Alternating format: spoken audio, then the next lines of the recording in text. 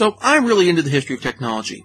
When I was a kid, I didn't watch a lot of dramatic TV, but I did watch a lot of public broadcasting and documentaries. And one of the shows I watched the most of was the Connection series by James Burke, which is a series I really need to get around to doing a review of. So when it comes to my nonfiction reading, when a book comes out, or is out, that really gets into the history of technology or an industry, both in terms of the technology in the field and the people responsible for it, I try to check that book out. With The Soul of a New Machine, a book that I did a prose review of back on my blog, being a great example. So, when I learned about Fire in the Valley, an incredibly well-researched book on the history of the computer industry, I wanted to check that book out, and check it out I did. So, now it's time to do a review of it, and get into the meat of Fire in the Valley, the history of the computer industry, and Silicon Valley.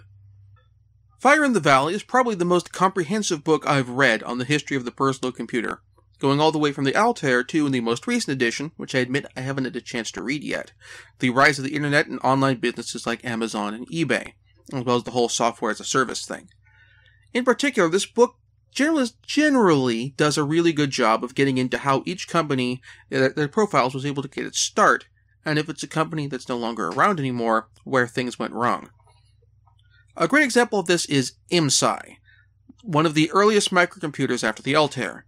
The head of the company was a follower of EST, or Earhart Seminars Training. EST is basically an earlier form of The Secret, the power of positive thinking applied to a corporate environment. Depending on the department of the company you're in and your field of which your company is, EST is a good way to motivate people to be more productive and can have some positive results in a company. However, where this ran into problems with IMSI is EST was used to motivate salespeople to sell more units. The problem is the sales department started selling more units than IMSI can manufacture with their current level of manpower and space. When the manufacturing department points this out, the response from management was to shut up with that defeatist language, and if you believe you can do it, then you can do it. You can cue Scotty's line about being unable to change the laws of physics here. Ultimately, orders went unfulfilled, customers got upset, and the company shut down, which should have posed an abject lesson to those who believe the power of positive thinking can fix all things, except The Secret went on to be a New York Times bestseller, so that's clearly not the case. The book goes on with other stories like that, going on to things like the founding of Microsoft, or all the Silicon Valley companies that came out of the Homebrew Computer Club, and all that sort of stuff. The work really presents a lot of information that could have been really dry in a really interesting fashion. That said, the book is not without its problems. The book really downplays the role games and gaming had in the development and progression of technology and computing, and by downplay it, I mean they mock it. In the eyes of the writer, the gaming industry has no meaningful contribution to the development of computing, and whenever these companies are discussed, it's in the form of mockery. Here's the thing. Mainstream, high-speed internet connections aren't something you need if you're going to balance your checkbook. It's not even something you need if you're casually trading stocks from home. It's not something you need to write the great American novel. It's not something you need to even really do research on a paper.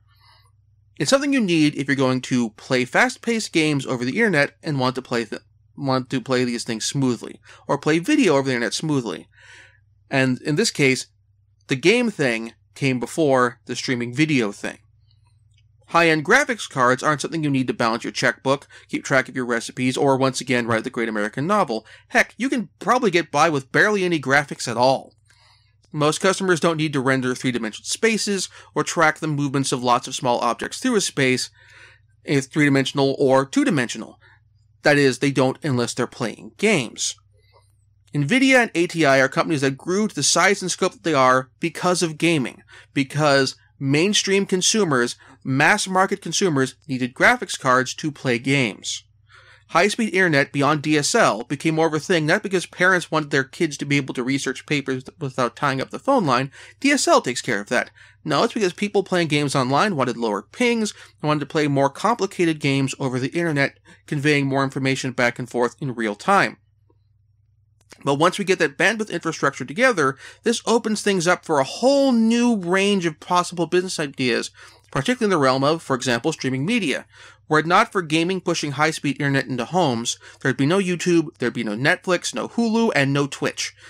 Hell, imagine one of Northern Lion's streams, where he's streaming himself playing Counter-Strike online. So he's not only playing a fast-paced game online, he's also uploading video of himself playing that game while also sending information back and forth that's needed to play the game online. And then on top of that, if he's chatting via Skype with someone, you have a separate program, a third one on top of everything else, that's also sending and receiving voice chat. If you were to show this to someone from 1995, they think it'd be nuts. It's also, this is impossible via dial-up. It's certainly difficult to do via DSL, probably also nearly impossible there as well. Beyond that, we have gotten to the point where someone can stream themselves playing video games online while someone else in the same house watches high-definition streaming video via Netflix. Gaming pushed this adoption of technology and the infrastructure needed to support it, and it's disappointing that the author of Fire in the Valley downplays this role in such a way. Aside from this, the book is also predominantly focused on the computer industry in the US to the exclusion of the development of computer and computing technology that happened in Japan and in Europe. No mention of the BBC Micro, no mention of the ZX Spectrum in Britain, no mention of Toshiba or NEC getting into the computer industry in Japan. Nothing. In general, Fire in the Valley is an interesting, insightful, and generally enjoyable book, though the author has some significant prejudices against parts of the computer industry that prevents the book from really having the full picture. It's certainly worth a read, but not on its own. It works well with supplemental sources.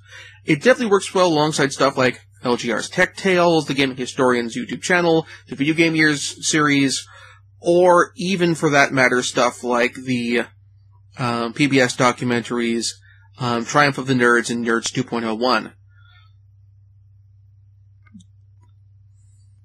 Along with, other resources, both video and prose, on the history of computing and gaming.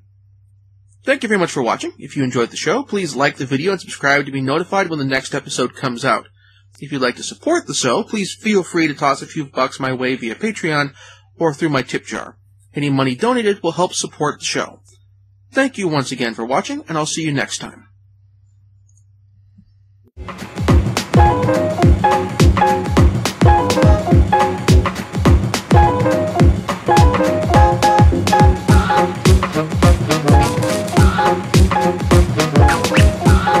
Thank you.